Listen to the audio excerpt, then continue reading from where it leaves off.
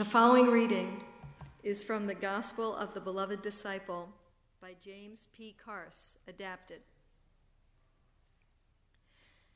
Jesus of Nazareth took flight up into the hill country, into the desert. One evening, he stood at the summit of a rise, watching the purple light obscure the hills around him. Not for the first time, he heard his own voice in the windless void. He had been speaking out loud. As always, the words flew from him, forgotten as soon as they were said. With no one to hear, his tongue ran on unchecked. Thoughts were little more than scrambled sound. Elijah. The sound of the name alarmed him. Did this come from his own throat, or was it the prophet announcing himself? Abraham. The name echoed through the space before him, but was he the listener or the speaker? El Shaddai, the Holy One, the source. Jesus sealed his lips. To block the rush of words rising from within, he tried to listen to the silence of the wilderness. Instead, he could only hear the known names of God, then the unknown names, one coming on top of the other. When they stopped, a hoarseness seized his throat. He tried to utter his own name to the emptiness, but he did not have the breath for it. So the secret names returned, cried out by a voice to whom no speaker belonged. With the first light of dawn, a quiet descended. Nothing was spoken, and nothing was heard. All the names of God forgotten. Softly, he breathed his own name. The time to leave the wilderness had come.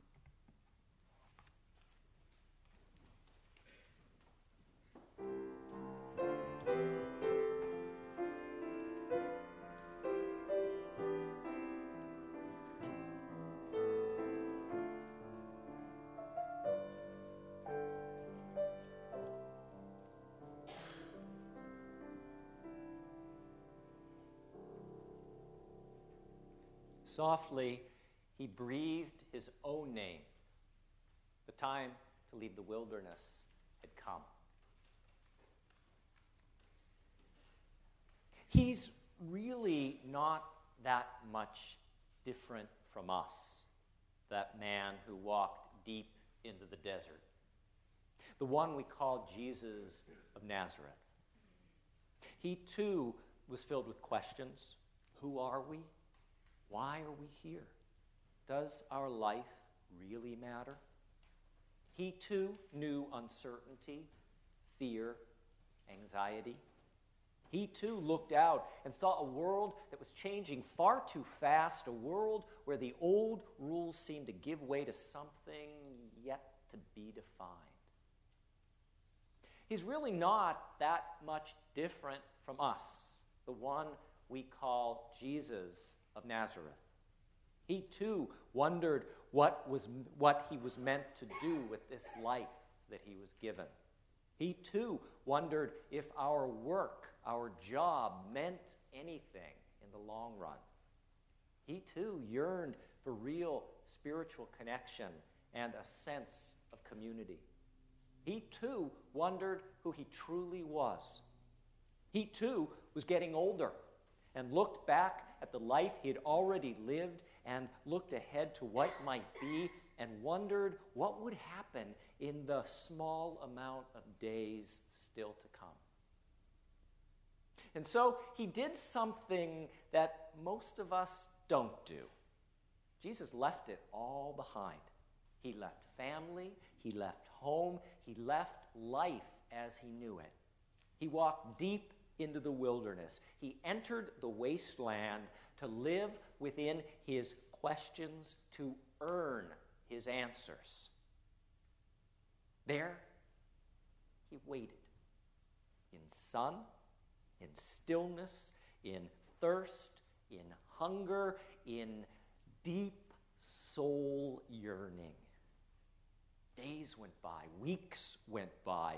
He was unshaven, unwashed, unfed, but unwilling to give up his need for an experience of the true. On the 40th day in that desert, he awoke, too tired to demand, too tired to ask, too tired to search. All thoughts had been purged from his mind, save for one word. Softly, softly, he breathed his own name, his own true identity. The time to leave the desert had come. T.S. Eliot writes, "We shall not cease from exploration, and the end of all our exploring will be to arrive where we started and know the place for the first time." To know one's identity, to know one's true identity, is to know one's place for the first time. In the Eastern faith traditions, our identity is called Nam. Nam, N-A-M. Nam, in its most functional translation, means name. It's the label we attach to identify something or someone or even ourselves. God's calling. But Nam has a much deeper meaning than simply a surface name. Nam penetrates to the core of being. Nam is the essence of something. Now, most of us tend to identify with the obvious surface of our lives. Most of us tend to identify with the way we feel. Most of us tend to identify with the way we feel at any given moment. Consider for a second the thoughts in our head over the course of just one day. We have thousands upon thousands of thoughts. I'm happy, I'm disconnected, I know what's right, I'm not sure, I need to do that, I can't do that, I really want to eat that cookie, I really want to lose some weight, I'm bored, I have so much to do, I love you, I hate you, I miss you, give me some space, I feel great, I feel lonely, my body aches, oh, I'm looking pretty good, my wrinkles aren't going away, I can't get sick because I need to take care of things. When will he die? How will I die? Round and round and round and round. Most of us identify with this commotion of emotion that swirls inside our heads. We think that that is who we are. And if your brain is like mine, it's unceasing, thought after thought after thought, always shifting, changing, sweeping us into a new feeling. I say it's like a ride in the state fair, one of those rides that spins you around and around and around. It doesn't stop, and then you're pressed to the sides, and then the bottom falls away, and you just hang there, helpless in this endless whirling. The ancient teachers had a name for that whirling of the mind. They called it chitta vritti. Chitta vritti. The turnings of thought.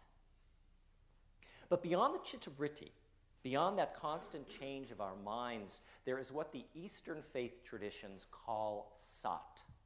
Sat. S-A-T. Sat is a Sanskrit word meaning the absolute, eternal, unchanging being. Sat is the reality at the root of ourselves. Sat is the stillness in the center of our storm. Sat is the stasis at the basis of life. Simply put, Sat is truth. So put Sat and Nam together, you get Sat Nam, which means true identity. Spiritual teacher Philip Moffat says, many people fail to distinguish between their true nature, their true identity, their true nature, and their personality traits, particularly their less desirable traits. The fact is, you are not the worst characteristics of your personality. You may feel overwhelmed by the circumstances of your present life, or bound by past traumatic events. Again, this is a failure in perception. Those are just mind states, the chitta vritti. They can be seen as impermanent and not belonging to you, and therefore they do not ultimately define your true nature. Think back to Jesus in the desert, worn and weary after 40 days of searching. He crawls out of the wasteland back towards his home, his town. He knows he is unkempt and unshaven. He knows he's sunburned and parched. He knows that he reeks from lack of bathing. He knows he is gaunt and half dead and aged beyond his years. But he knows something else. He now knows who he is. Yogi Bhajan Singh Khalsa, a yoga master from the Sikh tradition, says, "You are a human being." Human being. Hu means light. Man is a Sanskrit word that means mind. Being means now. Light, mind, now. You put it all together, human being means now you are the mental light. You are the living existence of light. When you become light and you radiate, there is no darkness. A candle has one future, to spread the light. A human being has one future, to spread the light. The job of the human being is to radiate through the finite self the infinite light of love. As the ancient scriptures say, in the end, three things will remain: faith, hope, and love, and the most powerful of these is love. The light of love is what burns within Jesus, the human being. The light of love is what burns within us. For us as Unitarian Universalists, we have, throughout our 2,000-year history, always seen Jesus as human. We haven't made him God. We haven't made him a Christ. We have kept him fully rooted in the human world. We see him as a brother, a teacher, a great guide, a prophet. But with this humanist belief comes a real responsibility for us. If Jesus is someone just like us, just like one of the guys, one of the gals, then what Jesus did, we can do. What Jesus did, we should do. As he crawled out of the desert, something shifted within him. A moment before, he was a worn, broken wanderer. But as he returned to his hometown, he was transformed. He remembered his Sat Nam, his true identity. And so, on a morning not unlike this one, Jesus walked into his town's synagogue, his house of worship. Standing on shaky but determined legs, he asked if he could recite the morning reading for the service. When the words of the prophet Isaiah were handed to him, he unrolled the scroll and then spoke. As a human being, not so different from us, he could have spoken from his fears and his tears and his limitations. He could have spoken from his chitta vritti, that endless whirling of his mind. But as a human being not so different from us, he chose to speak from the inner light that is beyond all that commotion of emotion. In a voice that gained power as he proceeded, he spoke aloud his Sat Nam, his true identity. These were his words. "The Spirit of life is upon me," he says, "because life has asked me, life has anointed me, life has called me to bring good news to those who are lacking, good news to those who are poor. Life has called me to proclaim liberty to those held captive, recovery of sight to those who are unable to see clearly, and freedom to those who are imprisoned in body or in mind or in spirit. I have come to proclaim a time of love's favor. I have come to proclaim a return to love. In a world that overlooked the marginalized and the differently able, in a world that overlooked the disabled, the poor, the sick, the outcast, the homeless, the woman, the widow, the orphan, the immigrant, the laborer, the peasant, the foreigner, Jesus was saying that the time had come for things to be different. The time had come to do things differently. I have come to proclaim a time of love's favor, he says. With these words, Jesus claims his true identity as one who stands with the forgotten on the side of love. As Unitarian Universalists, we are called to do the same. We are called to reach beyond the turnings of our mind, the chitta-vritti, the whirl and twirl of chaos and confusion. In the Gospel of Luke, Jesus tells his followers, be compassionate as God is compassionate. Biblical scholar Marcus Borg writes, compassion means to feel with. Compassion means the feeling of feelings, means feeling the feelings of somebody else in a visceral way. Compassion is feeling the suffering of somebody else and being moved by that suffering to do something. Marcus Borg says that in Hebrew, the word usually translated as compassion, love, is the plural of the noun that in its singular form means womb. Womb, W-O-M-B. Be compassionate as God is compassionate. To say that God is compassionate is to say, remarkably, that God is like a womb, is womb-like, wombish. And for us to be compassionate is for us to become like a womb. It's to feel and to act in a life-giving and nourishing way. It's to nurture and sustain life within, with, and from our very being. This compassion, this womb, is our true identity. This call to be a womb to the world, to nurture the world, is our true identity. This all-encompassing love that demands connection, relationship, and action is our true identity. Our Unitarian Universalist ancestors believed in compassion. Our Unitarian Universalist ancestors believed in love. They believed that we are called to become, like Jesus, fully realized, loving, compassionate human beings. They believed that human beings have within them not original sin, but original blessing.